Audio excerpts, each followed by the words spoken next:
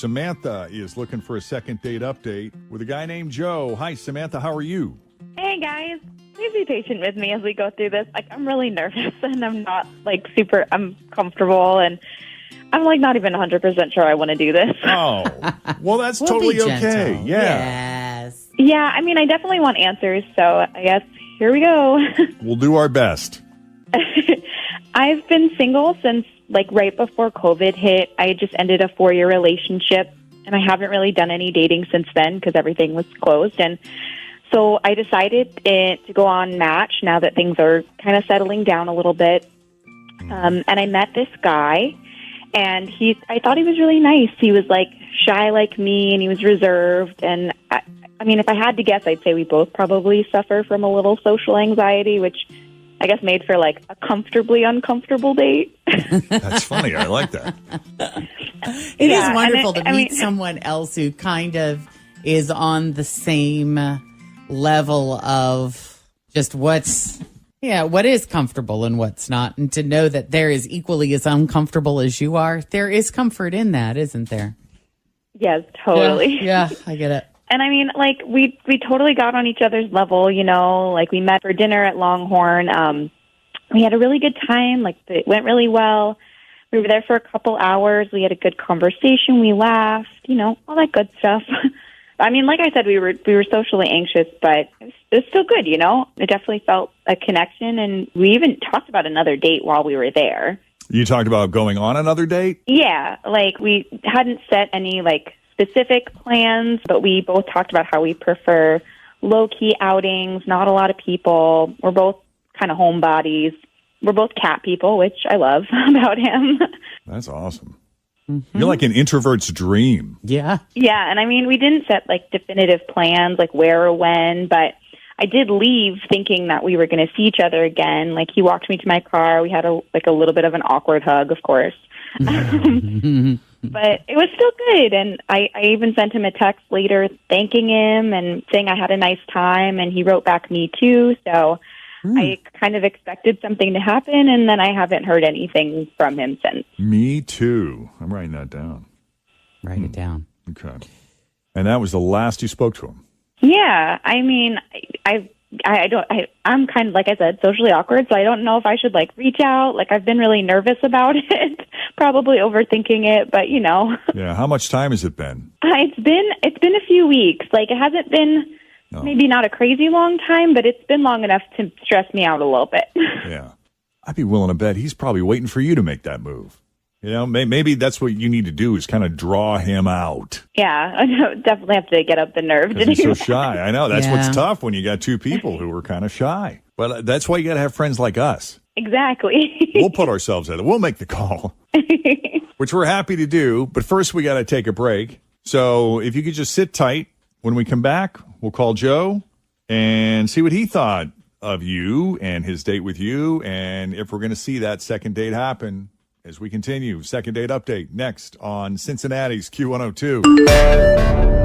All right, well, Samantha met Joe on Match, and it's time to get back out there. And I, credit to Samantha for putting yourself out there because she's a little bit of an introvert, somewhat reserved, kind of shy. But then so is Joe, which is why these two, I'm rooting for these two. Yeah, this sounds like a good match. Without even talking to him, I want this to work out. And I hope it's something as simple. He was just too shy to call, and we can help break that ice, unless there's something else that you thought of during the break that we need to know before we make the call, Samantha. I don't think so. I think it went really well. Like I said, I've been overthinking it, so I can't think of anything. I love it that. Would have been. He's probably an overthinker too.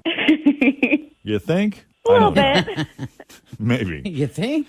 All right. Well, let's call Joe and see what's up. Cool.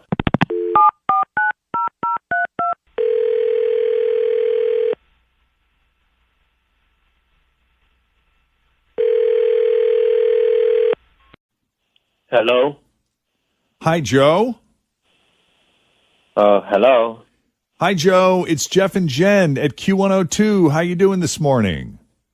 I'm sorry. I don't really know who you are because I don't listen to the radio much, but why are you calling me? Oh, well, nothing bad. We just wanted to say hello. A mutual friend told us about you, and we want an opportunity to meet on the phone. You sound like a very nice guy. Okay, thanks.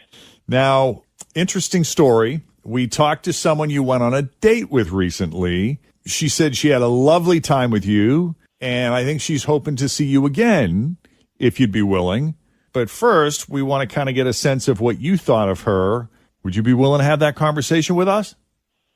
Yeah, sure. Okay, so this is about Samantha. Oh, really? Wow, she called you about me? She did. She said you were very nice, and she felt like she had a lot in common with you. Mm-hmm. And I don't know if you got this impression or not, but she'd like to go out with you again. How would you feel about that? All right. It's a little awkward. It's just really hard nowadays. But I felt like she felt the same way, like we were on the same page about that, and we had that in common. You mean just the awkwardness of dating? Yeah, exactly. So after the date, I was telling my mom about it, how it went, and she said something that it got me a little worried. During dinner, she got up to go to the bathroom 6 times, and that's a lot in 2 hours. And my mom, she told me that she might have a drug problem and that she was going to the bathroom a lot to take a hit or something. What? That's what your mother thinks was going on? Yeah, that's what she thinks what was going on. Why, yeah. And I got thinking about it, and you know what? She did kind of seem out of it sometimes, but like a little stoned or something. And I just don't want to get involved. Don't want anything to do with drugs. You understand?